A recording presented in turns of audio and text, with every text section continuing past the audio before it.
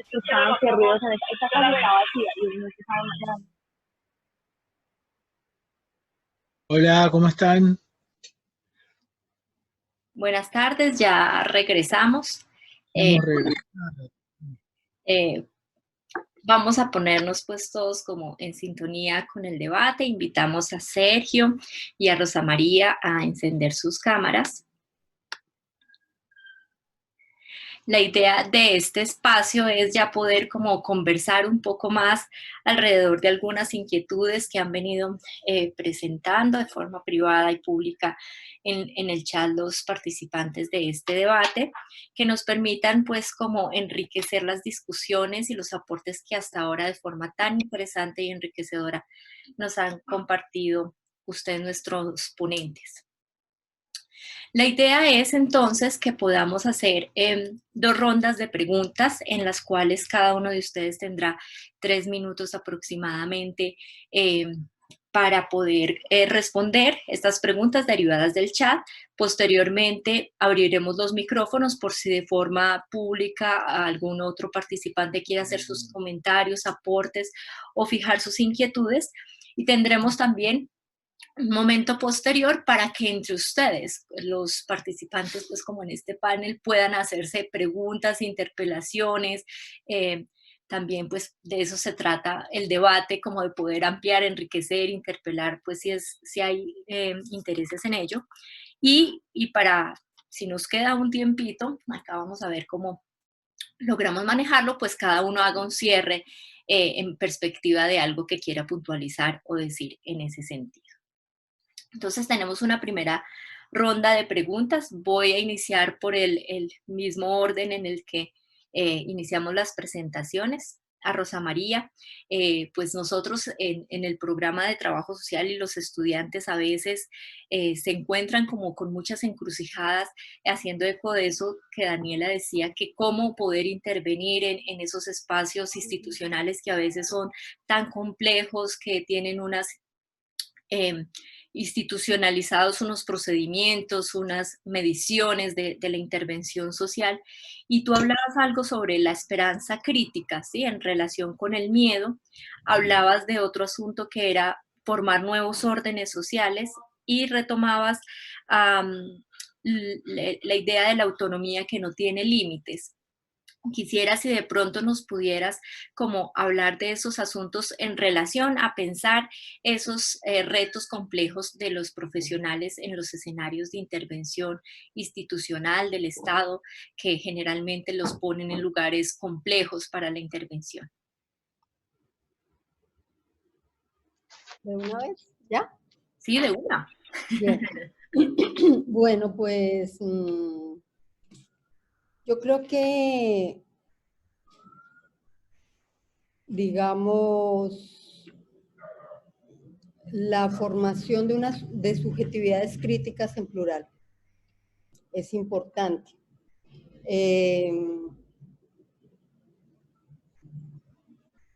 Digamos, como posición existencial de vida. Yo creo que cuando uno opta por trabajo social, lo hace porque hay inconformismo con las situaciones de la sociedad. Es decir, lo hace con visiones de cuestionamiento a lo que hay. Y también creo que se llega a trabajo social por dolores personales que también se busca sanar. Y ahí entonces esos 2 componentes me parecen importantes. Creo que la formación política en cualquier ámbito, pero fundamentalmente o también en trabajo social, es fundamental. Y la formación crítica tiene que ver con conocer el contexto, estructura, coyuntura, historia, como decía Galeano, aprender a mirar el universo por el ojo de la cerradura. Nosotros hacemos un trabajo en la vida cotidiana, pero no es un trabajo reducido a esos marcos, porque necesitamos una visión de contexto y de utopía, de proyecto, y creo que la formación política pasa por la configuración de subjetividades y pasa por el dolor. Es decir, que la formación política también se da en el marco de la corporalidad total del ser. Es decir, no es un problema solo de razón, o es más allá de un problema de razón. Entonces, perdón. Entonces, por ahí empieza la cosa de la formación política. O sea, yo también creo que esto no es un problema solo de la academia, que es importante la participación en grupos de diferente tipo. Digamos, ser, comillas, un buen estudiante no es necesario, pero no es suficiente para ser un buen trabajador social. Creo que hay que tener vínculos. O sea, creo que hay que partir de dolores, hay que construir vínculos con contextos, con procesos.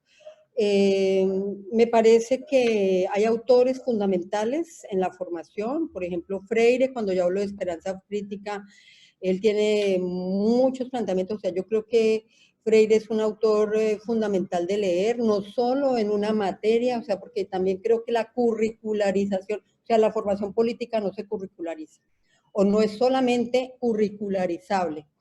Entonces es también como cuando yo hablaba de vivencias en la formación estética, es cómo se construyen condiciones para formar el pensamiento, la subjetividad, los vínculos, las vinculaciones más allá del aula de clase o en nuevas concepciones de aprendizaje también versus el individualismo, la formación por competencias, porque también creo que estamos en un contexto que marca la subjetividad de una manera de sálvese quien pueda, o sea, muy de subsistencia, de sobrevivencia, avasallando a otros. En la academia vivimos o se vive constantemente esos procesos y creo que hay que trabajar en eso. Entonces,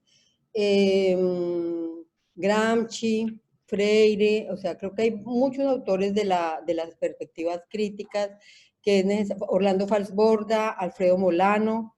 O sea, yo quise trabajar un texto cuando me hablaron de la política, quise retomar un texto de Molano en el 20 Congreso Nacional de Investigación y Acción Participativa, que se llama Cartagena Revisitada, que lo recomiendo, y él plantea, dice en algún momento cómo la ética le da la voltereta a la política, hablando de la IAP, pero siento que es totalmente pertinente para la reconceptualización para el trabajo social. ¿Cómo se hace tránsito de instituir la ética por encima de la política o no por encima? O porque, digamos, para amilanar un poco toda esa deslegitimación que hubo de la reconceptualización en Colombia.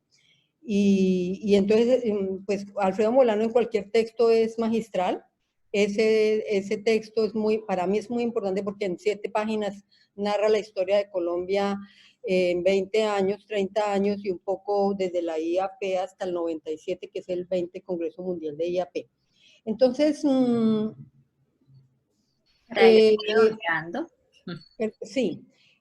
Cuando digo Gramsci, Alayón cierra su libro de asistencia de asistencialismo retomando a Gramsci, diciendo como el pesimismo de la razón y el optimismo de la voluntad, algo así, y es de Gramsci, pero es decir, que si la razón no nos da para construir la esperanza la tenemos que construir desde otros lugares de la humanidad y del ser.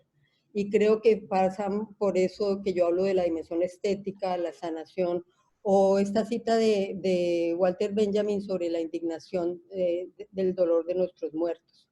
O sea, nosotros necesitamos construir las utopías desde el dolor, desde la indignación. Y eso es todo un camino por hacer. Y cada vez, como decía también Bertolt Brecht, cada vez nos toca más cerca. Entonces, es un poco cómo podemos lograr construir sensibilidades para lograr la formación política. Para el caso de Colombia en particular, me parece que juega un efecto negativo perverso el gran peso de la educación privada y también confesional. Privada confesional, o sea, digamos, siento que eso no ayuda a construir colectivamente proyecto de país, de formación pública en el buen vivir, porque finalmente las universidades privadas tienen objetivos específicos, cada una de sus identidades corporativas, y también cada vez se aproximan más al manejo empresarial, eficientista, del cual no están exentos las universidades privadas. Gracias, Rosa. Bueno, acá hice una concesión en el tiempo, les vamos a dar 5 minutos porque con 3 no alcanzamos. Gracias, Rosa, por tu respuesta. Muy bien. Sergio, ¿ha habido inquietudes en el chat en relación con esa afirmación que hiciste de no hay pretensiones de cumplir un trabajo social marxista? ¿Sí? Y también nos preguntaban el profesor Carballeda qué opinaba de esto. Y quiero sumar allí un poco, se habló como de las intencionalidades como parte del asunto de lo ético en la intervención. Tú hablabas de unas individuales o qué, ¿cuáles serían las intencionalidades del trabajo social desde la perspectiva que tú planteas?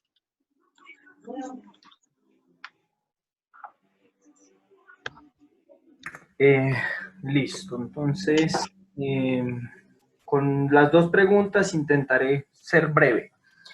Vean, me parece que la explicación esa que hace José Paulo, esa explicación viene en realidad de una interpretación que él hace de George Lukács. Adelante, adelante. Por favor, silenciar los micrófonos. Ay, sí, doctor. Voy de una vez. Gracias, doctor. No. En la meditación no hace falta. Está bien, ya usted dio ahí. Ellos tienen. Ellos tienen. Gracias. Voy a... Listo. Entonces, decía que la interpretación que hace José Paulo viene de George Lukács, que es un filósofo húngaro, ¿cierto? Tal vez el mayor filósofo marxista del siglo XX. Y a mí me parece que cobra mucho sentido dividir esas intencionalidades, ¿cierto? O esos valores, esos objetivos que se pretenden en términos individuales, y ahí claramente la teleología es una característica peculiar del ser humano que siempre se expresa, pero me parece que es también muy interesante esa de ver el proyecto colectivo, y no solamente el proyecto colectivo como el proyecto profesional del trabajo social, existen otros proyectos colectivos.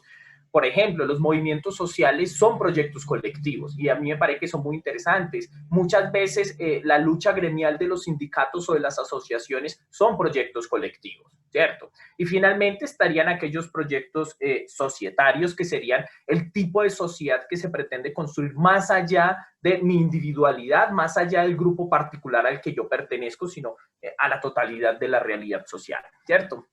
Entonces, cuando hablamos de proyecto profesional, lo primero que se retoma desde esa perspectiva es que el trabajo social está compuesto por personas con subjetividades, con intereses, con diversidades, con contradicciones, y por tanto ahí ya entra la política, ¿cierto? Efectivamente podemos ponernos de acuerdo sobre unos mínimos, sobre los valores que proyectamos como profesión, los que sustentan, los pilares y demás, pero ahí ya hay una relación diferencial entre las subjetividades, entre las intencionalidades y demás. Por tanto, ahí ya se configura la política, ¿cierto? Esa política, entonces, lo que tiene que hacer es reflejar esa pluralidad a la cual hacíamos referencia. Yo decía, la democracia se caracteriza por la pluralidad y también por la lucha por la hegemonía.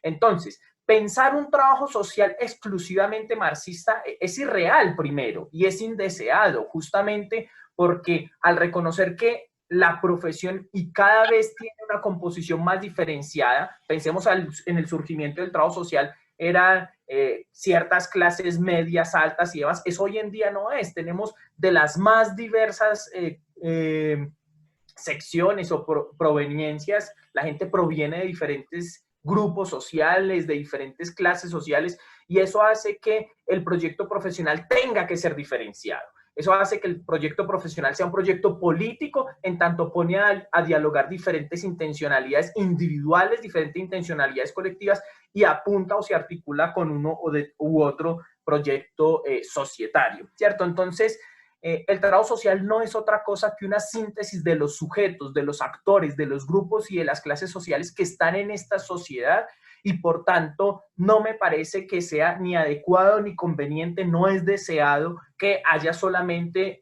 una composición política porque de lo contrario se estaría negando eso que tanto intentamos rescatar, y es la democracia, ¿cierto? Ahora bien, me parece que sí, en medio de esa diversidad tenemos que ver entonces cuáles son los valores que orientan ese proyecto profesional, que no, repito, para mí no son valores teleológicos en tanto que son marcados por la política, y ahí la teleología ya encuentra ciertos límites. Una anécdota en estos 20 segundos, una anécdota muy interesante. Con el Grupo de Ética, Política y Justicia intentábamos analizar los principales partidos políticos de este país. Y todos, absolutamente todos, uno diría de izquierda y de derecha, defienden la democracia, la libertad, defienden la ciudadanía, luchan contra la corrupción. Y decíamos, entonces, ¿cuál es la diferencia entre los partidos políticos? ¿Qué era lo que encontramos? Que discursivamente hay unos mismos valores que orientan todos sus accionares, ¿cierto? Pero en realidad la práctica concreta era diferente. Me parece que eso es lo que tenemos que hacer en trabajo social, reconociendo esa diversidad, no intentando homogeneizar ni mucho menos, es cuáles son los principios mínimos o los valores que orientan el quehacer del trabajo social y empezar a discutirlos, porque no necesariamente estamos hablando de la misma cosa siempre y por tanto será necesario reflexionar con rigor, teóricamente y con los ojos puestos en la práctica sobre esos valores. ¿Listo? Muchas gracias por el juicio con el tiempo. Muy bien, Daniela. Tú nos contabas desde tu experiencia profesional esos asuntos que implican la intervención, y tú también fuiste estudiante de esta misma unidad académica como trabajadora social. Ya viendo tu experiencia profesional, tu desempeño en los ámbitos institucionales, ¿tú qué retos dirías que tenemos en la formación de los estudiantes de trabajo social para enfrentar o afrontar y pensar esas condiciones que actualmente se viven en el ejercicio profesional? Bueno, yo creo que dentro de los retos que hay en el tema curricular y en la formación como trabajadores sociales, debe estar muy enfocado, uno, al tema de hacer partícipe al otro de esas intervenciones que hacemos y de las soluciones que ellos necesitan, ese reconocimiento del otro como un actor social que es vital en nuestra intervención. El hecho de ver más allá de las realidades sociales, y es lo que de pronto el profesor Carballeda ahorita hacía mucho énfasis, y es en ese quehacer nosotros debemos ver más allá de lo que hay, y es no naturalizar las cosas. Muchas veces cuando ya somos funcionarios, y mucho en el tema de funcionario público, tendemos a naturalizar las situaciones, tendemos a naturalizar los fenómenos sociales y simplemente dejan de interesarnos ciertas cosas simplemente por llenar metas, por cumplir con el dato. El tema de la empatía es también algo que debe reforzarse, y aunque suena mucho a cliché por estos días, por el tema de la pandemia, es algo que siento y considero que como profesionales debemos fortalecer enormemente, porque si no somos empáticos, probablemente no vamos a poder dimensionar de alguna manera cuál es el problema de esa comunidad o de ese sujeto o de ese actor social. Y considero que es pertinente un poco tener en cuenta esas nuevas perspectivas epistemológicas que hoy tenemos, o renovarlas o traerlas a colación, y es mucho desde el feminismo también, desde el postcolonialismo, que son vitales para nosotros en el contexto en el cual estamos, más del contexto latinoamericano. Muy bien, muchas gracias.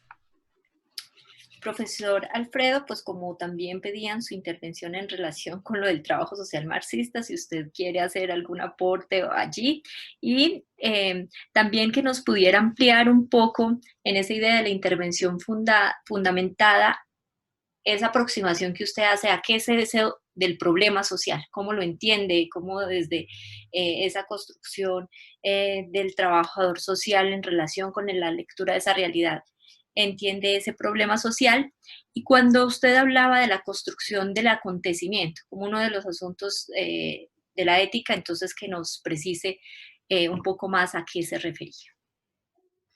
Bueno, gracias por las preguntas. En principio, la pregunta vinculada con trabajo social y marxismo, yo lo que diría sencillamente que el marxismo es una teoría muy importante, que ha aportado muchísimo a las ciencias sociales y que uno no puede decir un trabajo social sin marxismo. El marxismo tiene mucha capacidad para aportar al trabajo social.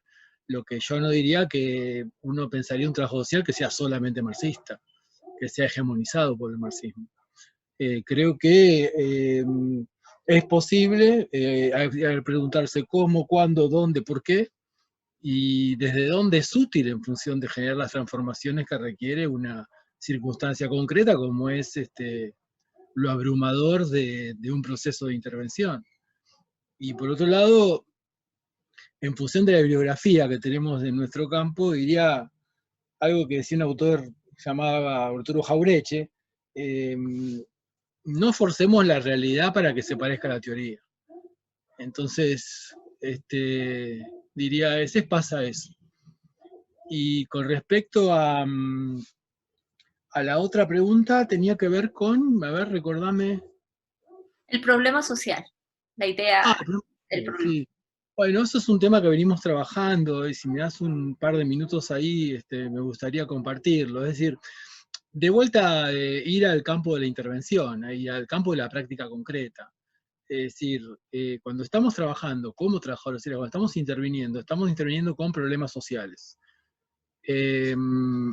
Pero no estamos interviniendo con un problema social. Si yo estoy trabajando con una persona que padece consumo problemático de drogas, no estoy trabajando solamente con consumo problemático de drogas, estoy trabajando con probablemente tal vez un déficit alimentario, un déficit habitacional, un recorte de derechos, una trayectoria de vida con determinadas características. Es decir, todo eso conforma, digamos, la problemática social sobre la cual estoy trabajando. De ahí que nosotros llamemos en algunos textos problemáticas sociales complejas a lo que sea, no diría objeto de intervención, me parece muy, muy ampuloso, el material con el cual trabajamos. Entonces, cuando hablamos de problemas sociales, no vamos a hablarlo desde el punto de vista de la sociología, que los estudia problema por problema, cuando nosotros en nuestra práctica, los problemas se nos presentan todo el tiempo interactuando. Es más, yo podría decir desde mi propia experiencia como trabajador social, de mi propio ejercicio profesional, es que nunca uno llega a conocer todos los problemas.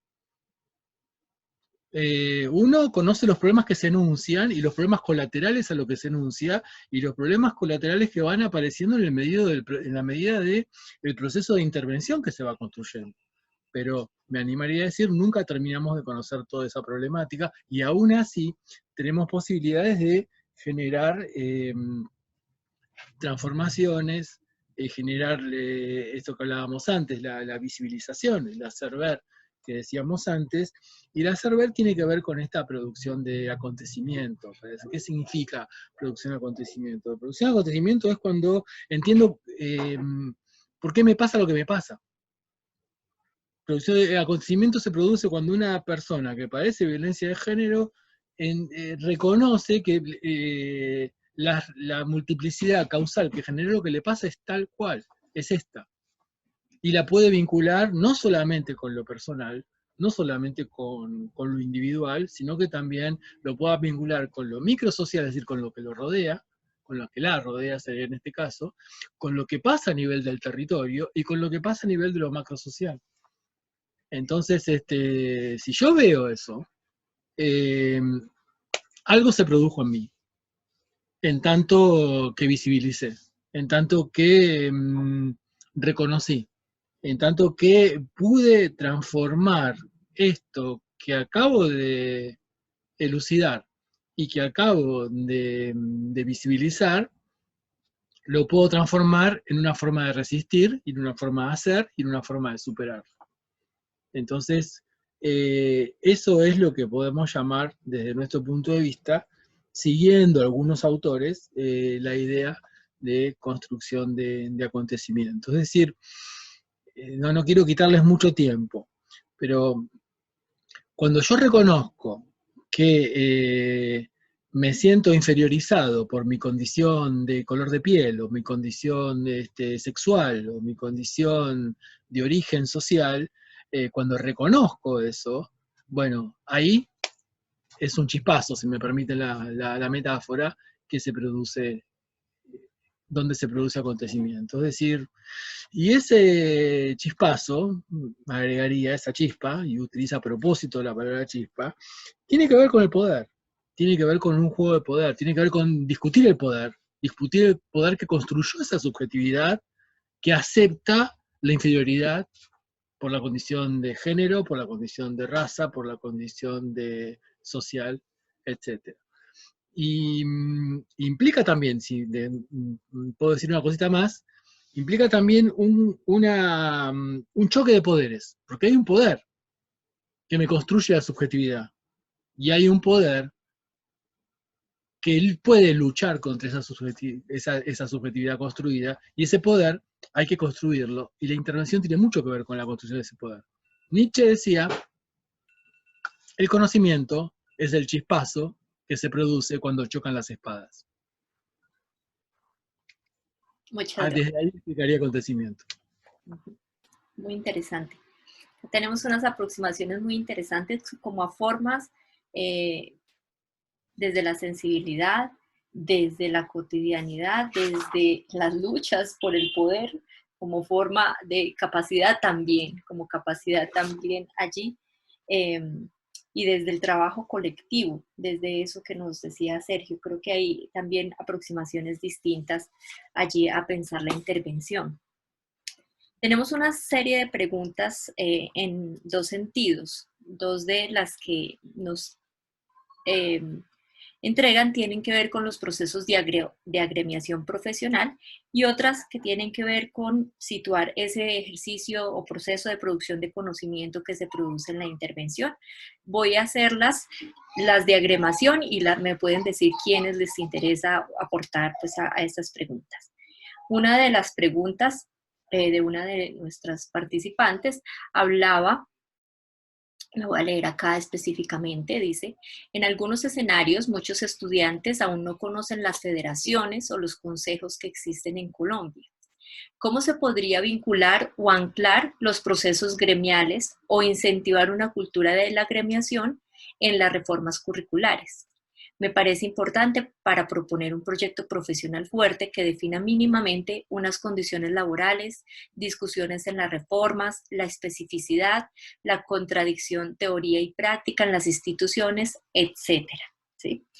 Y la otra sobre la agremiación habla de cómo construir puentes entre el proyecto ético-político con la necesidad de agremiación y reivindicación de los derechos humanos como uno de los objetos del trabajo social.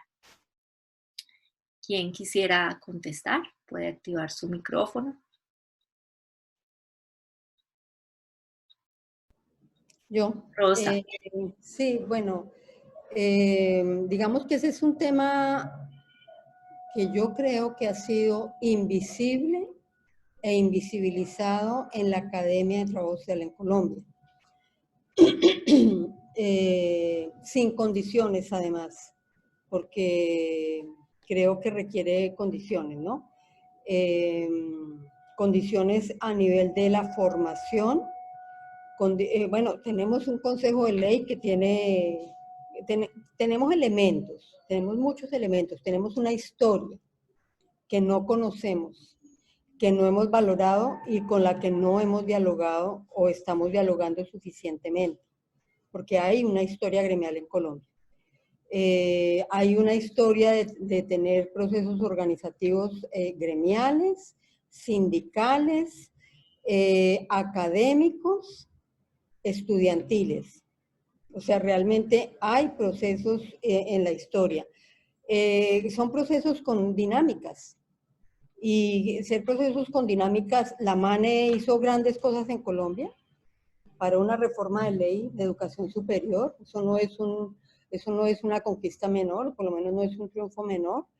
Y eso, ahí hubo mucho trabajo de estudiantes de trabajo social, incluso están publicados, hay un artículo, hay artículos, hay sistematizaciones de eso, lo cual es necesario, pero no es suficiente.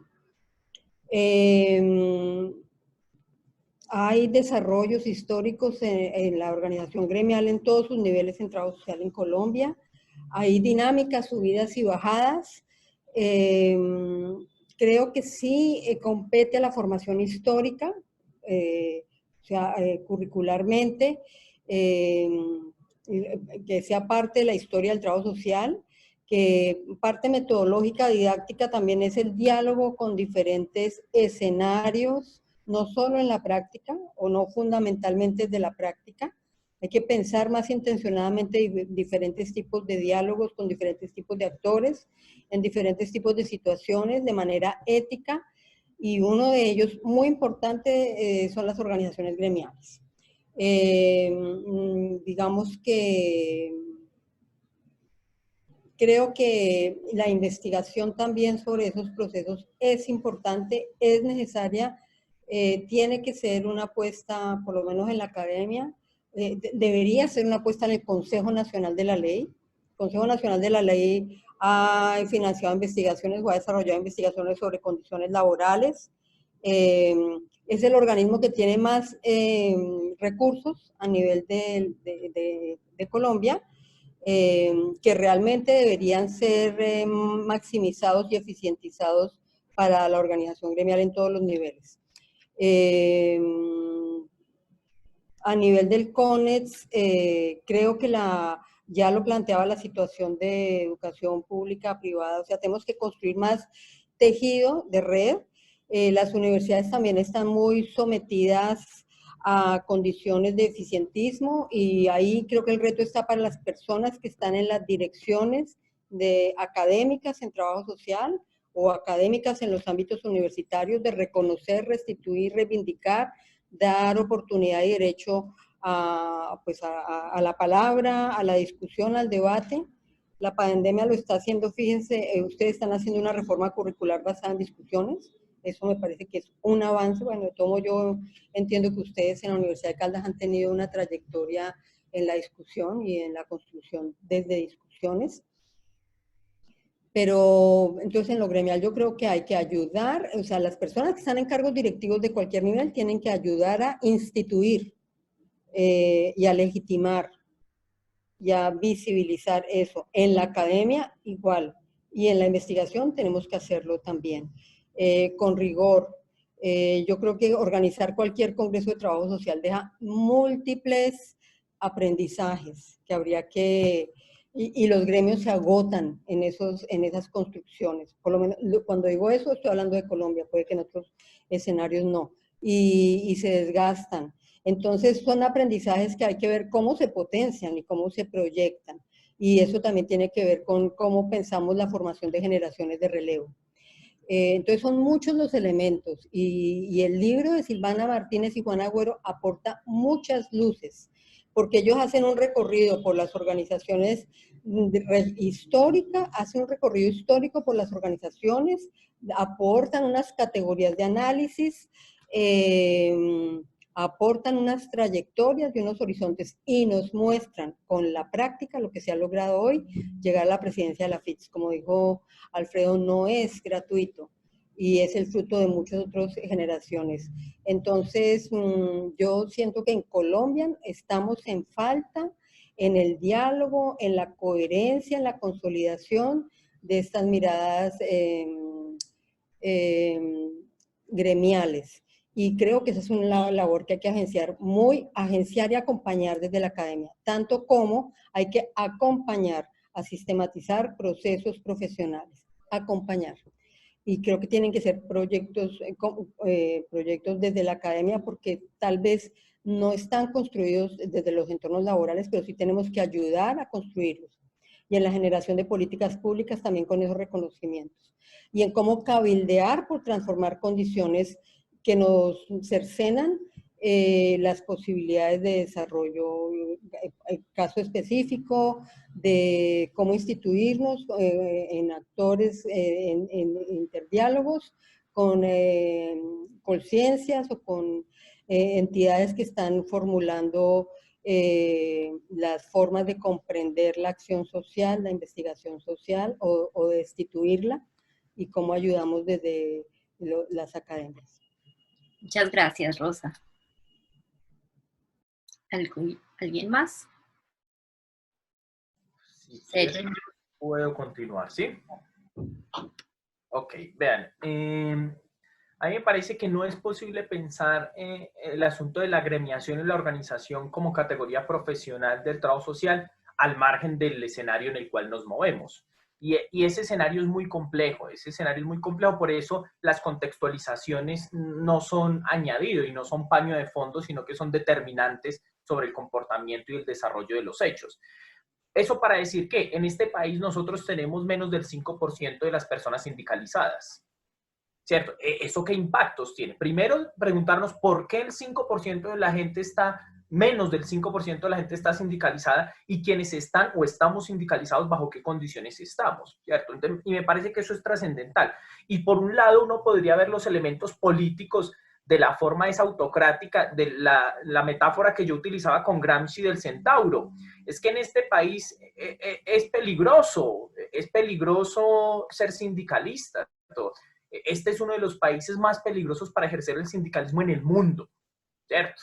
Eso por un lado, pero también lo podríamos ver sobre las condiciones laborales. ¿Cómo incursionó el neoliberalismo en Colombia flexibilizando la fuerza de trabajo? ¿Cierto? Entonces, ¿cuántas personas? Yo preparaba una conversa el viernes anterior y hacía algunos cálculos matemáticos simples de la composición orgánica del cuerpo docente, por ejemplo, de la Universidad de Caldas. Tenemos 10 docentes de planta en nuestro departamento y tenemos un montón de ocasionales y un poco de catedráticos, ¿cierto? ¿Eso qué implicancias tiene? Y eso para decir de una institución que más o menos tiene unas condiciones estables, porque vayamos y vemos en el mercado de trabajo contratos de 3 meses, 6 meses, en el mejor de los casos 7 u 8 meses. ¿Y eso qué impactos tiene sobre las personas? ¿Cierto? Y en este país con una política profundamente antisubversiva, ¿cierto? Y no estoy aquí hablando solamente en contra de la subversión armada que serían las guerrillas, sino del pensamiento que pretende subvertir el orden del capital, ¿cierto? Entonces, una persona que se ubica desde la subversión, un poco reivindicando un autor que ya reivindicaba la profesora Rosa María, y es Orlando Falsborda, ¿cierto? Aquellos actores subversivos en las condiciones laborales que tenemos en Colombia, son fácilmente expulsados del campo de trabajo, porque llegaron 3 meses, no renovamos el contrato y listo, se acabó el problema, ¿cierto? Entonces me parece que eso hay que tenerlo en cuenta. Vean, muy rápido, a mí me parece, y esto es una diferencia que yo logré identificar, hay varios acuerdos, pero también hay varias diferencias que logré identificar, por ejemplo, con el profe Alfredo. Yo personalmente no tengo la menor duda de que el mundo contemporáneo todavía sigue moviéndose en la dinámica de clases sociales y subalternas, ¿cierto? Que eso no se reduce al debate estrictamente económico, sino que trasciende al debate cultural, al debate ambiental inclusive. Eso para decir que en trabajo social justamente nos intentamos agremiar como clase. Y la intención justamente que en este momento se está dando en diferentes partes del país es de revivir viejas asociaciones que habían quedado inactivas o de crear otras nuevas, precisamente para combatir un poco la precarización laboral en la que nos encontramos, ¿cierto? Entonces, a mí me parece que la gran mayoría de gente que se está intentando agremiar en este momento tiene 2 objetivos claros. Uno es luchar por los derechos como clase asalariada, ¿cierto? Buscar mejorar condiciones laborales. Y 2, buscar una proyección social del gremio, ¿cierto? Entonces, uno, ¿para qué se agremia? Sería la siguiente pregunta. Uno se agremia para mejorar su salario, para tener un contrato más estable, para reivindicar más derechos, y ese es el fin último, o además de ese fin último, esos serían condiciones necesarias para poder ejercer una profesión con proyección social, ¿cierto? Entonces, en últimas, la estabilidad laboral que yo busco es solamente por mi bien individual o porque con un contrato mucho más estable yo logro ejecutar con mucho más criterio y rigor una política social, ¿cierto? Entonces, si a mí me contratan 3 meses para ejecutar una política social, es diferente a si me contratan 1 año, o si soy un trabajador o una trabajadora permanente que de manera continua logra ejecutarla, ¿cierto? Entonces, me parece que eso es claro. Lo que no podemos perder de vista es la lógica neoliberal, y por eso mencionaba yo 4 criterios del neoliberalismo. Y me parece que esos 4 criterios son condiciones objetivas frente a las cuales hay que nadar a contracorriente. Si algo tenemos que tener claro es que eventualmente la construcción de un proyecto profesional ético-político con fines emancipatorios tiene que avanzar a contracorriente. desde el escenario más microscópico en el que nos movemos hasta las políticas o la dinámica inmanente de la sociedad global hoy financiarizada por las grandes corporaciones. Entonces, creo yo que va hacia allá.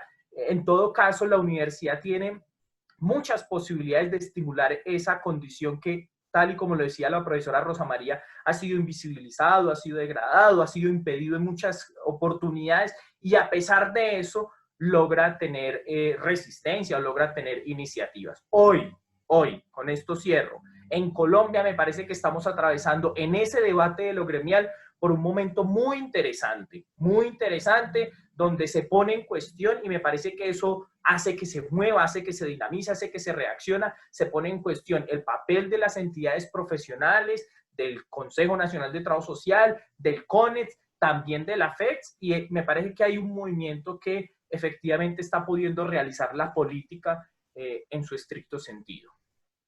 Muchas gracias, Sergio. Alfredo.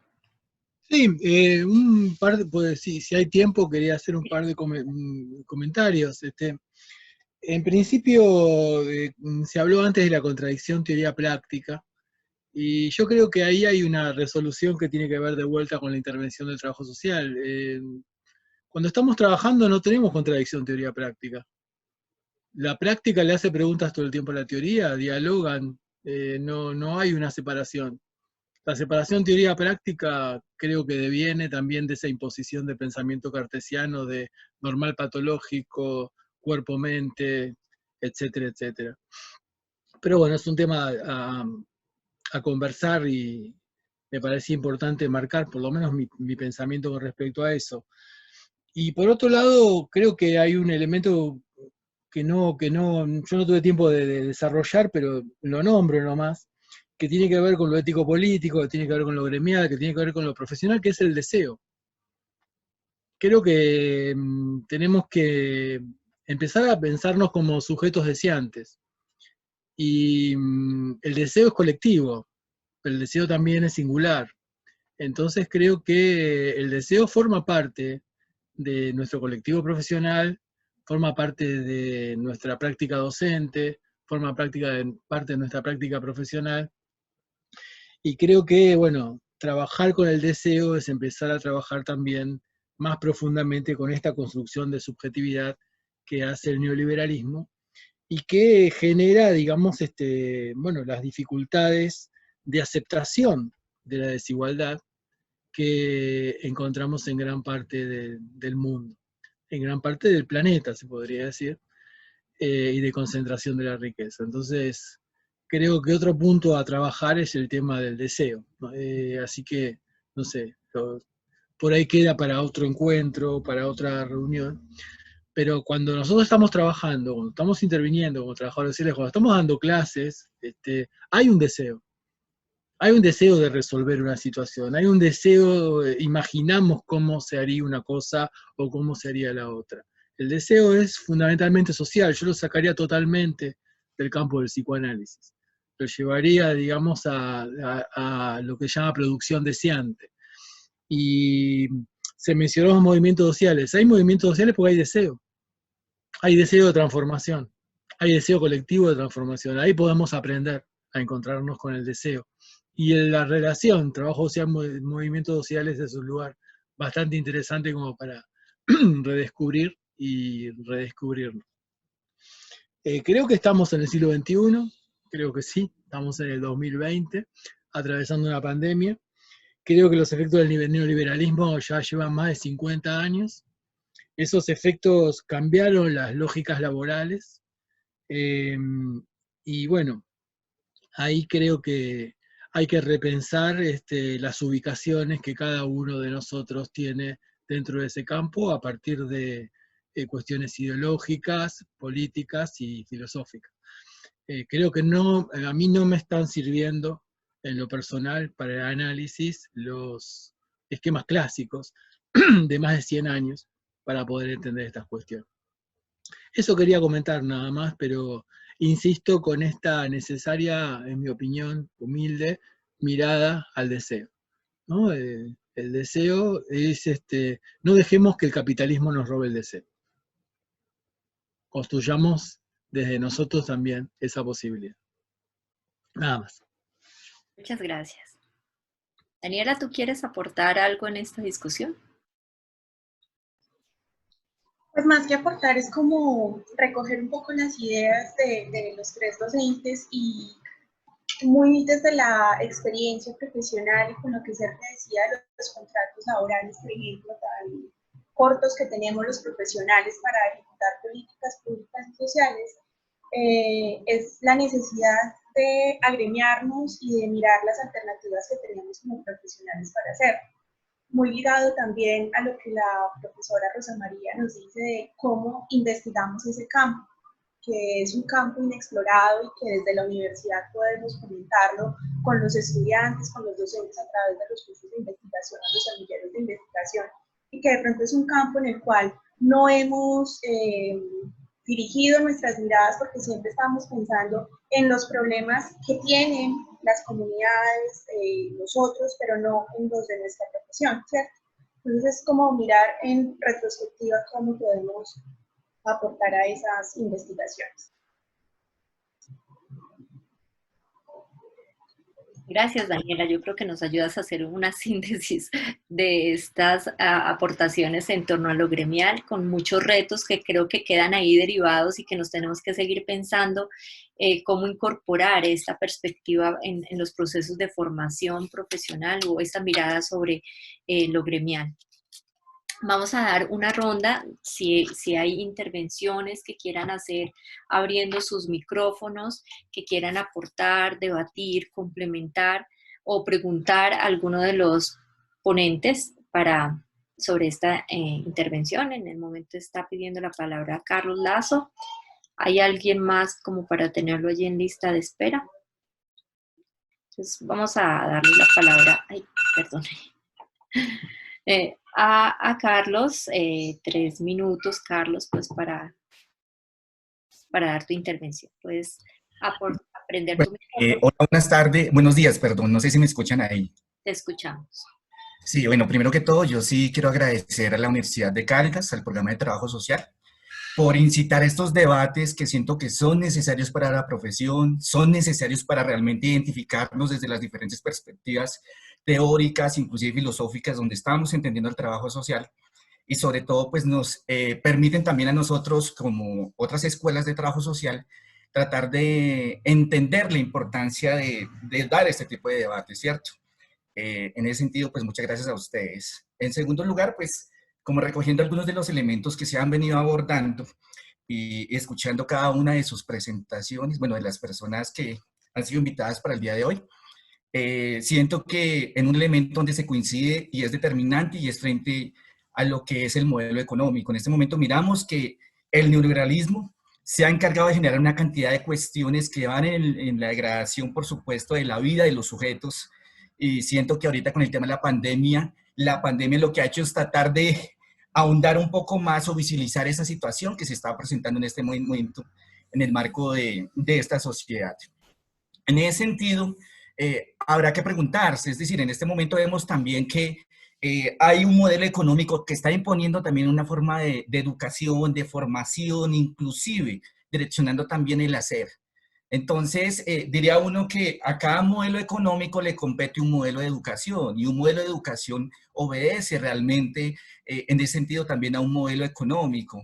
Entonces, lo podemos evidenciar también en las mallas curriculares, no solamente del trabajo social, sino de diferentes programas, donde realmente se están formando profesionales de acuerdo a los intereses del mercado, el tema de competencias, por ejemplo, que se han ido profundizando ampliamente.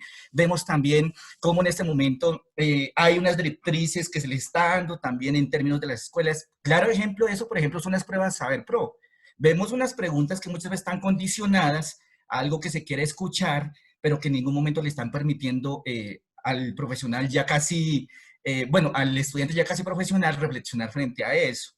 Y lo otro que uno mira también en este momento es que esta sociedad está evidenciando una cantidad de elementos que también yo he visto del profesor Carballeda, que nos están diciendo la lucha de clase está más presente que nunca. Un ejemplo de esto, no sé si los que estamos aquí en el país hemos visto la discusión que se está dando frente al salario mínimo.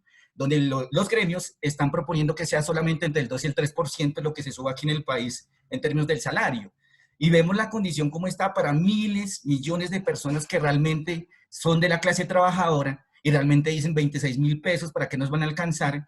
Y si además de eso viene una reforma tributaria, es decir, la lucha de clases está más vigente que nunca. Es diferente si la dejamos en ese concepto que se trabajaba hace 100 años y no la enriquecemos en aras de entender estas dinámicas de esta sociedad.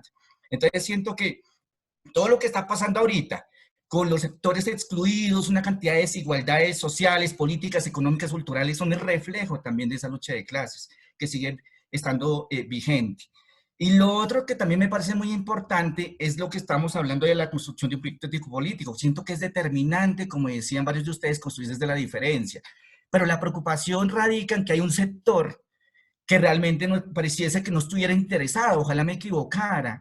Por ejemplo, desde el Consejo Nacional de Trabajo Social, en este momento se está, a través de lo que es el Congreso, radicando lo que es la ley en términos del Código de Ética. Es decir, estamos hablando de un debate colectivo, de construir desde las diferencias, pero hay un sector que en este momento tiene el direccionamiento de una gran institución del trabajo social, pero no permite el debate. No permite la construcción, no permite realmente la retroalimentación, las diferentes perspectivas, que realmente es bastante preocupante. Y es a partir de eso que yo tengo dos preguntas. La primera, ¿cómo avanzar hacia una transformación que responda a las necesidades de las poblaciones con quienes llevamos a cabo el ejercicio profesional y no a las directrices del mercado? Que pareciese que todavía estuviéramos direccionando el ejercicio hacia allá. Y lo segundo, ¿cómo pensarse una intervención que supere ese practicismo instrumental? Vemos en este momento que caemos en el instrumentalismo, en el practicismo, donde no se reflexiona, y el fiel reflejo de esto es lo siguiente. Yo estoy en este momento en una región que es el departamento del Nariño, donde habitualmente hablamos de la paz, pero nos vamos aquí a los municipios, por ejemplo, en el Pacífico nariñense, donde el conflicto armado, sociopolítico y armado está vigente todavía.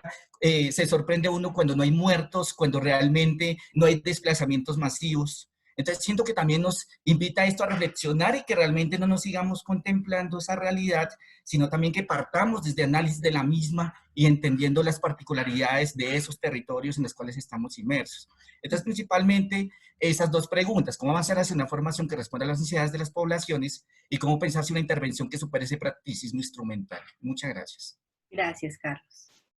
Vamos a darle la intervención a Sebastián para poder dar paso a los ponentes. Bueno, muy buenos días, ¿me escuchan ahí? Sí, lo escuchamos, Sebastián. Bueno, no, mi planteamiento es un poco en relación a estos dos asuntos de lo colectivo y lo común. Vamos al supermercado. Espera un momentico, hijo, espera que estoy preguntando algo acá. Bueno, es frente a lo colectivo y lo común. Yo creo que a veces como que se plantea que lo colectivo parece que ya ahí vinculara y articulara lo que es común para todos.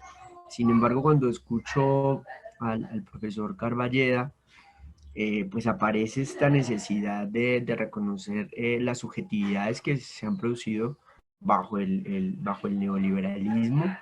Y otra vez arranca la pregunta alrededor de qué es lo colectivo hoy, ¿cierto? Uno podría decir y escucha que es común en todos decir que la tarea hoy es poder construir y afinar lo colectivo. Sin embargo,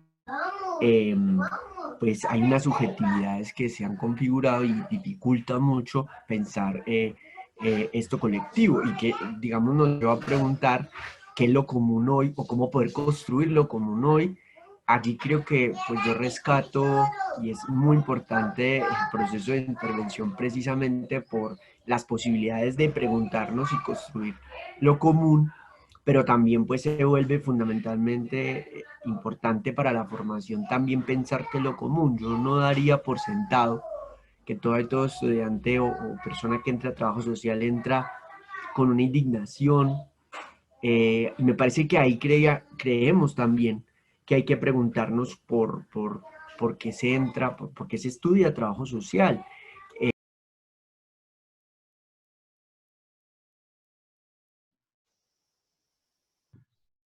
Sebas. Se te...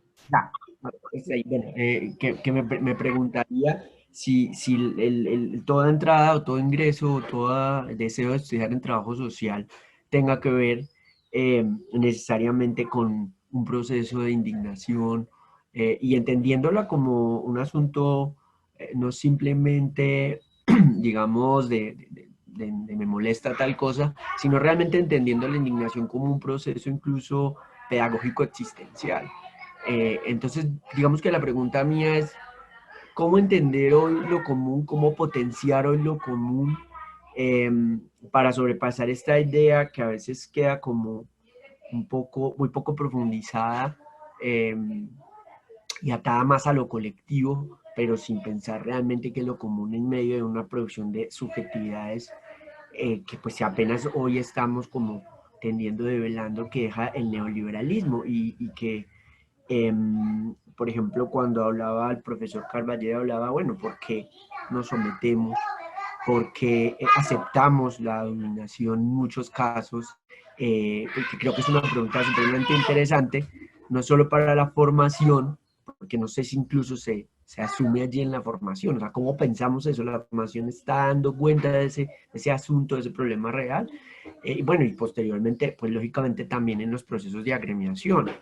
Que incluso creo, ¿será que son las únicas posibilidades de ser colectivos? ¿De qué forma más estamos construyendo lo colectivo? Yo también no lo amarraría solo como un asunto de clase, porque pues digamos también desde donde me ubico encuentro que como tal la colonialidad marca una serie de condiciones no solamente económicas, sino culturales, e incluso en el ser mismo. Entonces, bueno, esa pregunta por lo común, para un poco profundizar este asunto de ¿es lo colectivo la salida? Pues me parece que es la que yo quería poner acá. Y bueno, muchas gracias a todas y a todos los invitados porque ha sido un espacio muy interesante. Gracias, Sebas. Bueno, entonces tenemos las primeras preguntas de Carlos. Si las recordamos, una era cómo avanzar a una transformación, decía, orientada o centrada en las necesidades de la gente, de las poblaciones y distante de las orientaciones del mercado. Y en la superación, cómo avanzar en la superación de una práctica instrumental. Eran como las dos primeras preguntas. Si alguno quiere tomar la palabra de forma más concreta. Yo quiero yo no quiero contestar mucho a lo de Carlos, pero sí quiero un par de comentarios. Creo que la formulación fue algo que responda más a las necesidades de la población y no a las del mercado. Y creo que ese tipo de formulaciones tenemos que empezar a cambiarlos porque creo que ya no es la exclusión o la disyunción de esto o lo otro, sino de cómo avanzamos en esto y lo otro. Porque no, definitivamente el mercado, o sea, así como dice Germán Mariño, eso es pelea de toche con guayaba madura.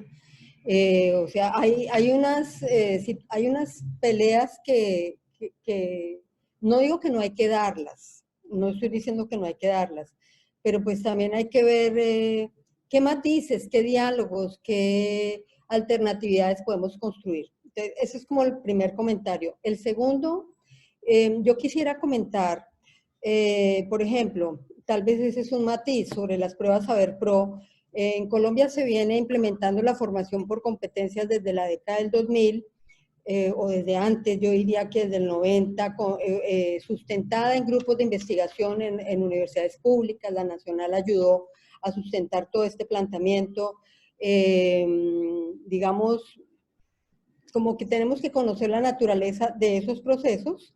No estoy diciendo que porque la Nacional lo hizo es perfecto, es maravilloso, no está inscrito en el marco del mercado, no estoy diciendo eso, no está inscrito en el neoliberalismo porque no es así, pero hubo por lo menos algunos avances en procesos de construcción técnica de esas fundamentaciones basadas en investigación, en diálogo y demás. Para el caso de trabajo social, a mí me parece importante reivindicar en Colombia el primer diseño de las pruebas Saber Pro, porque si bien es la imposición cuando cuando se decreta que se va a evaluar las competencias al egreso de las profesiones, desde la presidencia del CONES en ese momento, que era una docente de la Universidad de Caldas, ella convocó a todos los gremios académicos nacionales a construir la prueba Saber Pro a partir de una revisión de los currículos,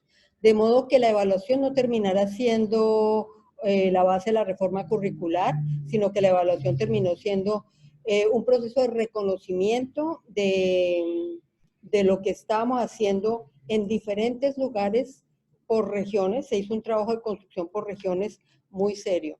Entonces me parece que es un poco también cómo nosotros tratamos de meternos, por ahí hay algún principio jesuita que dice que entrar con la de ellos y salir con la de uno.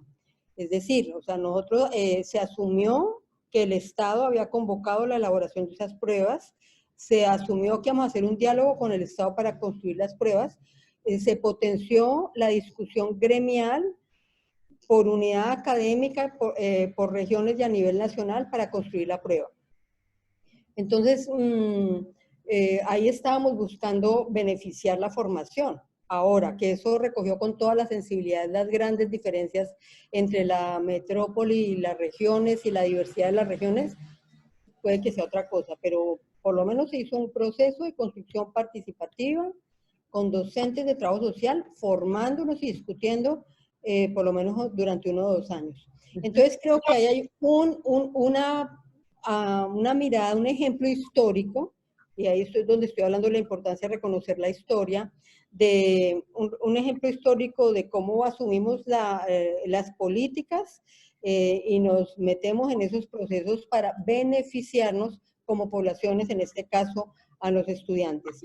Y para el caso de lo que plantea Sebastián, y perdonen que me vaya con esa pregunta, pero sencillamente no voy a contestar tampoco toda la pregunta, pero él pregunta en algún momento si damos por sentado que todo el mundo llega con indignación. Por supuesto que no. Entonces, ¿qué pasa? Que lo que yo propongo es que es fundamental que podamos trabajar, promover el trabajo de autorreconocimiento de las propias historias, biografías, subjetividades para ayudar a potenciarlas. He descubierto en ese proceso dolores e indignación y siento que cuando se trascienden, pero no tiene que ser eso, o sea, yo sí creo que eso es una generalización y ninguna generalización es válida en ciencias sociales, pero eso sí me lleva a la necesidad de recorrer durante la formación profesional, promover los espacios de reconocimiento individual, porque la pregunta de Sebastián es por lo común, pero para trabajar lo común hay que trabajarlo individual. Y hay que trabajarlo individual, a nivel individual, en diálogo con los demás y en construcción de relaciones y de vínculos. Desde el reconocimiento de la subjetividad y la individualidad se pueden construir mejores vincularidades. Gracias, Rosa. ¿Quién más quisiera aportar? Ya sea en la primera dirección, las primeras preguntas o las segundas, Daniela. Juliana, yo quisiera un poco responder a la pregunta de Carlos sobre la instrumentalización, pero quisiera hacerlo un poco desde la práctica y desde lo que ha sido como el tema, como por ejemplo, con una política pública del gobierno, y es, sí, cuando yo leo la política pública, por ejemplo, del PAPCIBI, cuando la leo y el protocolo suena interesante y me inquieto y digo, esto es un campo en el cual yo como trabajadora social puedo aportar mucho, pero es un aporte que yo lo hago desde mi ser, ¿cierto? Desde la formación que he tenido como profesional. Y ahí es donde podríamos tener en cuenta eso tan bonito que dijo la profesora Rosa María cuando inició, y es, nosotros somos fabricantes, debemos ser fabricantes de lo que vamos a realizar. Y en ese somos fabricantes es, si bien yo tengo un instrumento que me implica llenar unas preguntas y que la persona me responda, pues yo cómo hago que esas preguntas lleguen de la manera idónea y que sean acordes a las realidades.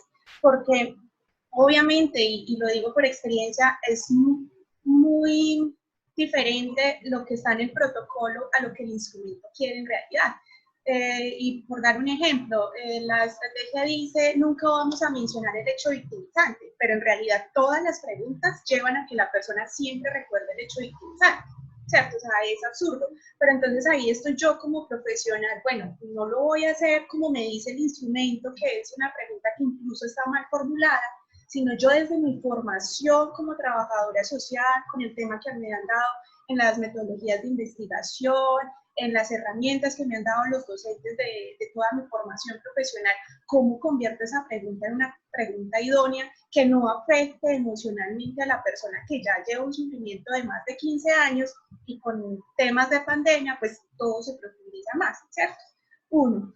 Y también, por ejemplo, para avanzar en esa transformación con las poblaciones es tener en cuenta con ese tema de las resistencias también, o sea, y cómo seguirnos formando como profesionales. Y cuando hablamos o cuando usted te decía, es que el proyecto ético-político es eso, es un proyecto porque se está realizando constantemente porque nos estamos formando. Pues nosotros también como profesionales somos eso. Si yo soy la trabajadora social que me gradué en 2013, pero en 2013 pues no volví a tener una formación y no me estoy actualizando de los temas que pasan en mi país, de lo que pasa, pues yo no puedo hacer una intervención idónea con una población que está en constante cambio y que las realidades sociales son eso, o sea, no son lineales. El conflicto armado sí viene en muchos años en nuestro país, pero ha sido un conflicto armado que tiene unas curvas y que hay que leerlas con unas miradas muy específicas y de acuerdo a los contextos en los cuales estamos. Entonces creo que mucho del tema de cómo dejar la instrumentalización, más que dependa de una formación general o curricular de trabajo social, va mucho desde lo que yo como estudiante en ese momento de trabajo social adquiero y aprendo, ¿cierto? O sea, lo que yo me interiorizo para hacer la intervención. Muchas gracias, Daniela, perdón. Alfredo. Sí, yo quería hacer un par de comentarios, no sé cómo estamos de tiempo, pero hay muchas cosas muy interesantes, creo que estaría bueno repetirlo la semana que viene, esto, o continuar. Yo creo que, o sea, hay toda una discusión con respecto al tema de clase que sería para varios encuentros, pero creo que necesitamos categorías que nos den cuenta de la realidad que estamos atravesando en la actualidad. Por ejemplo, yo veo recién en el chat un comentario con respecto al feminismo negro, por ejemplo. ¿Cómo lo ubicamos en la lucha de clases? ¿Cómo ubicamos las clases en lo que sería el patriarcado? ¿Cómo ubicamos las clases en la división estamental que tiene nuestra sociedad? Sabiendo que terminar con el patriarcado no beneficia solamente a las mujeres, beneficia a toda la sociedad. Entonces creo que necesitamos categorías que sean más nuestras, más latinoamericanas, que no dejen de lado la capacidad de lucha, que incrementen esa capacidad de lucha, pero creo que si uno va digamos, al concepto de clase que tiene que ver con los intereses económicos vinculados con los medios de producción, ¿qué medios de producción? ¿Quién serían los que dominan el mundo? ¿Qué producen? Producen financieramente. Y lo que se produce de una manera de explotación que poco tiene que ver con la forma de explotación que construyó el concepto de clase. Entonces digo, pensemos en categorías que tengan que ver más con nuestra realidad, o démonos la posibilidad de pensar la lucha, obviamente, desde esas categorías.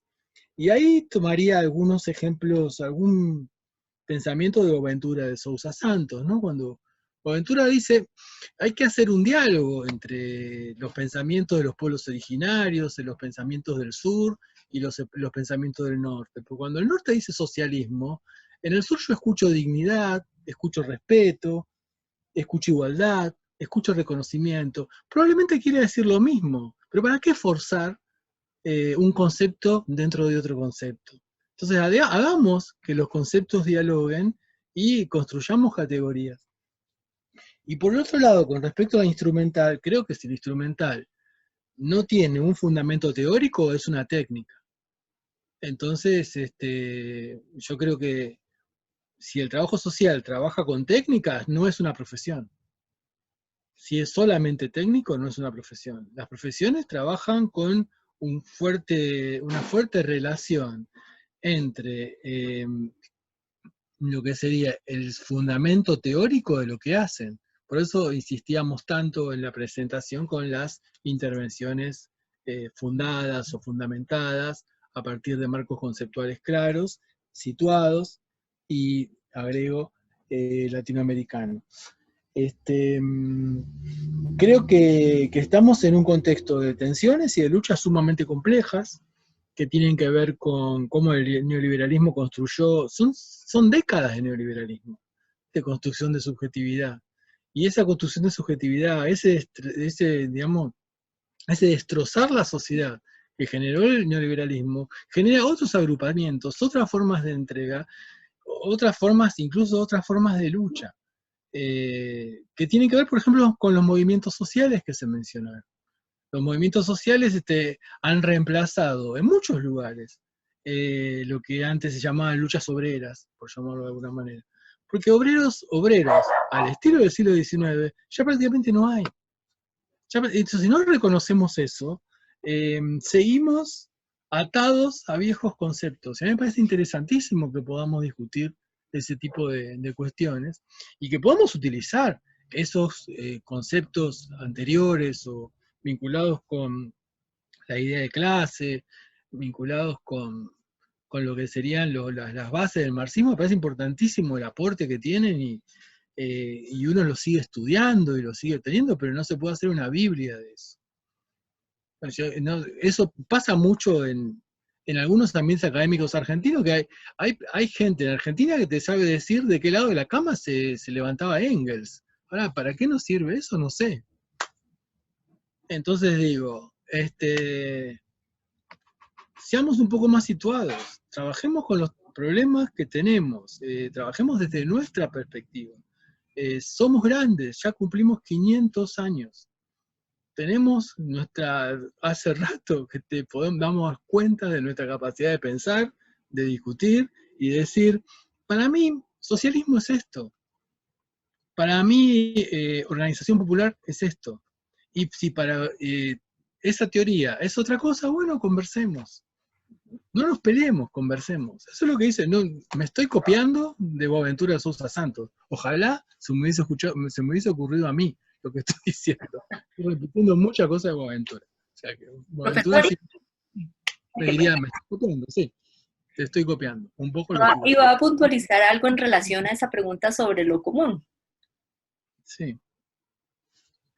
No te escuché, perdón. Le preguntaba que si iba a agregar algo o situar algo más en relación a esa pregunta que hacía Sebastián sobre aquello común.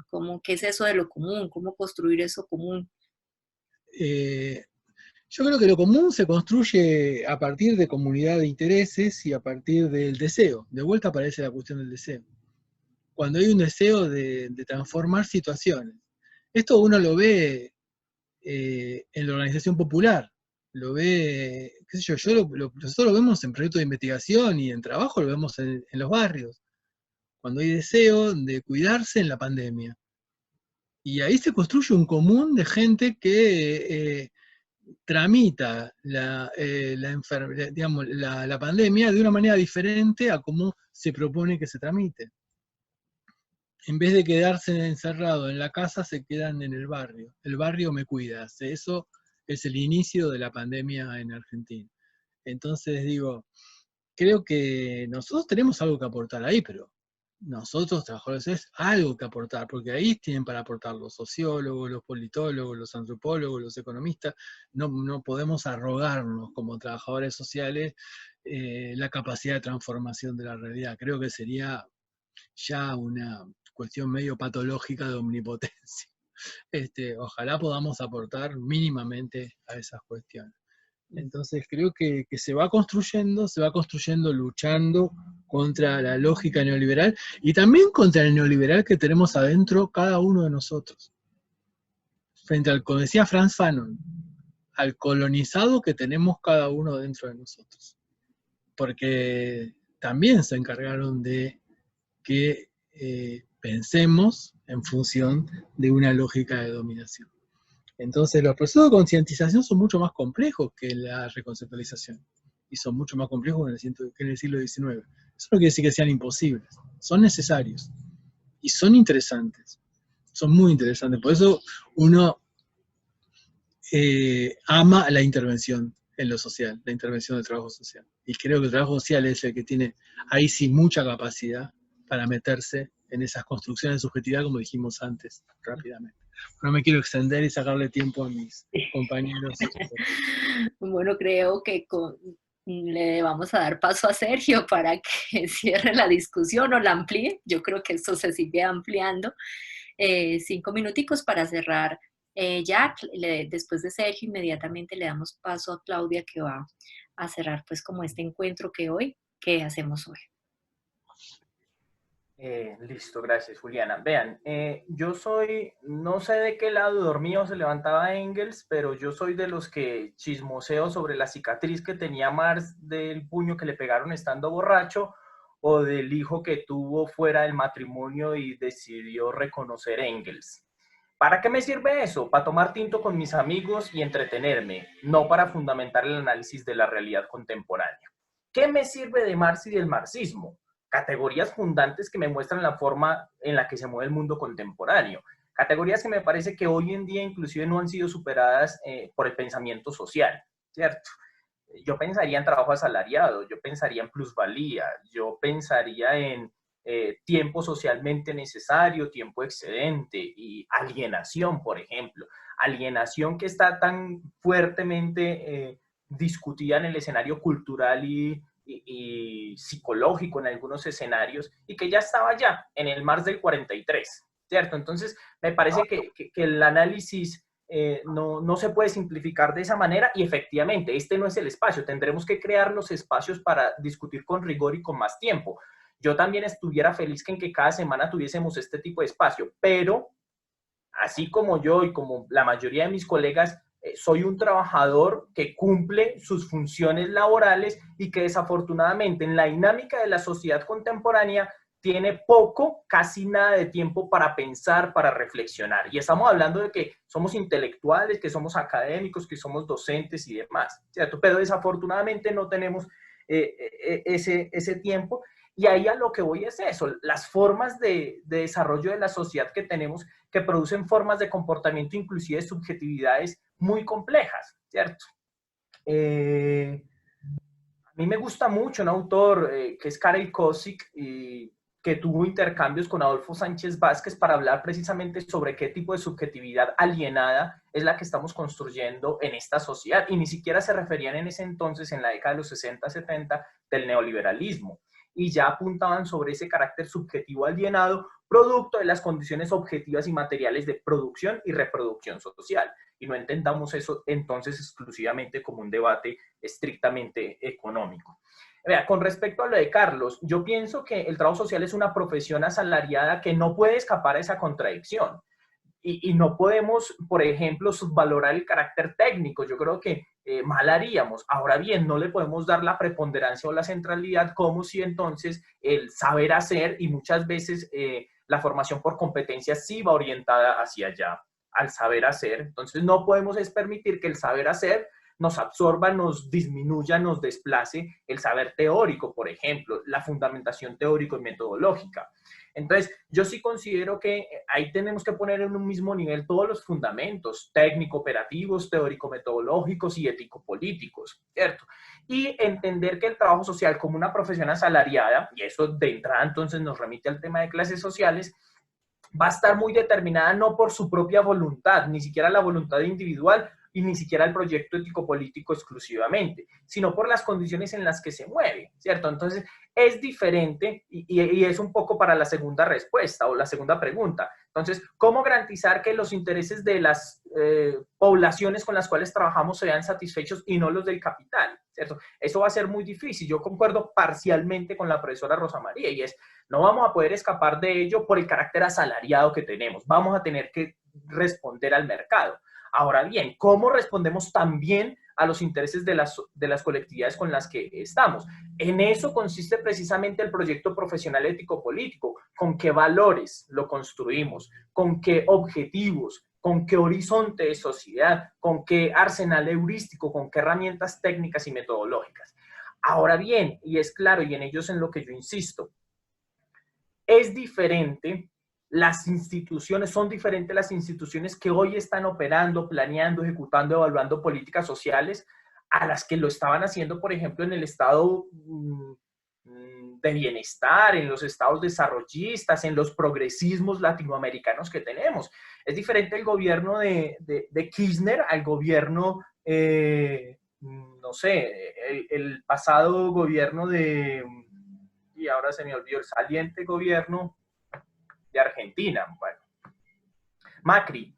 Es diferente el gobierno de Lula al gobierno de Bolsonaro. Es diferente, no sé, el gobierno de ahora Iván Duque a otros gobiernos previos, ¿cierto? Entonces, es diferente, por ejemplo, la alcaldía de Bogotá en manos de Claudia López a la alcaldía de Bogotá en manos de Peñalosa. Entonces, de acuerdo a cómo están configuradas las instituciones, y eso es producto de la lucha social y política, asimismo hay cierta tendencia que no determina en absoluto, pero sí empuja el tipo de quehacer profesional, porque son esos gobiernos, son esas instituciones las que nos están contratando. ¿Quiere decir eso entonces que el ejercicio profesional se tiene que mover exclusivamente al mismo ritmo y en el mismo sentido que se mueve la macropolítica? No necesariamente, y ahí la importancia de pensar eso de la autonomía relativa, que repito, la autonomía relativa no es nada más y nada menos que la construcción de un proyecto profesional ético-político. Y ahí vamos a tener que pensar entonces en esos mínimos comunes. ¿Para dónde esta diversidad de pensamientos, de intereses, quiere que avance el trabajo social? ¿Cierto? ¿Para dónde queremos llevar la formación, la investigación y el trabajo profesional? Y en esto, cierro con ello, en esto me parece importante a veces sutilezas de la enunciación, pero que en realidad traen una carga importante. Yo, por ejemplo, no me refiero mucho, sin desconocer la individualidad ni la subjetividad, pero yo no me refiero mucho a las apuestas ético-políticas, porque me parece que esas apuestas ético-políticas se limitan en muchos casos a las condiciones individuales. Y yo, por ejemplo, prefiero hablar de proyecto ético-político, porque sin demeritar, sin desconocer y por el contrario, incorporando esas apuestas individuales, las relaciona con una relación política, o las incorpora a una relación política que sería eso del proyecto ético-político, ¿cierto? Entonces, me parece que hasta allá va la situación. No vamos, por lo menos mientras exista esta situación, esta sociedad, no vamos a superar el carácter contradictorio del trabajo social, pero sí necesariamente tendríamos que ver cómo podemos construir esa autonomía relativa en el marco de un proyecto ético-político que ojalá sea con horizontes emancipadores, sea con la superación de la barbarie que tenemos, que realmente parece ser un consenso, por lo menos entre las personas que participamos hoy, es el modelo neoliberal que está instaurado necesariamente tiene que ser combatido y superado. ¿Lo hará el trabajo social? No, lo hará el trabajo social articulado a los grupos, clases, sectores sociales que protagonizan la vida política. Bueno, muchas gracias por la intervención, por sus respuestas. Bueno, queremos ser fiel con la agenda y con el tiempo. Entonces, pues, nos quedan algunas preguntas por resolver, pero creo que se constituyen en el pretexto para futuros encuentros. Entonces, vamos a proceder a hacer el cierre del evento. Queremos de manera especial agradecer la participación de todos y todas, a nuestros invitados por compartir sus conocimientos, experiencias y desarrollos de manera generosa y constructiva, pero sobre todo por esa forma como nos resolvieron las preguntas, que da cuenta de su significativa práctica docente y pedagógica. A la comisión organizadora de los debates por su gestión, al equipo de docentes del debate 3 por su compromiso, y a los directores del programa y departamento por su respaldo, y a todos los que se encuentran presentes por haber priorizado este espacio dentro de sus agendas con la pretensión de ampliar sus comprensiones y perspectivas acerca del quehacer profesional en trabajo social. Las reflexiones suscitadas esperamos alimenten sus prácticas formativas, docentes, gremiales, su ejercicio profesional y se conviertan en provocaciones para nuevos reencuentros. Queremos invitarlos a continuar participando de los próximos debates que se harán y estamos seguros que lo vivido, gestado y construido en estos espacios colectivos aportarán de manera efectiva al proceso de reacreditación de alta calidad del programa, evidenciado no solo en el rigor, sino también en el compromiso social y académico asumido frente a los procesos de formación profesional en correspondencia con lo planteado en la política curricular. Muchas gracias a todos y un feliz día. Gracias. Un abrazo a todos. Muchas gracias. Gracias a ustedes. Muchas gracias. Gracias. Hasta luego y gracias. Chao. Chao. Gracias. Chao. Muchas gracias y excelentes ponentes. Muchas gracias. A ustedes, muchas gracias.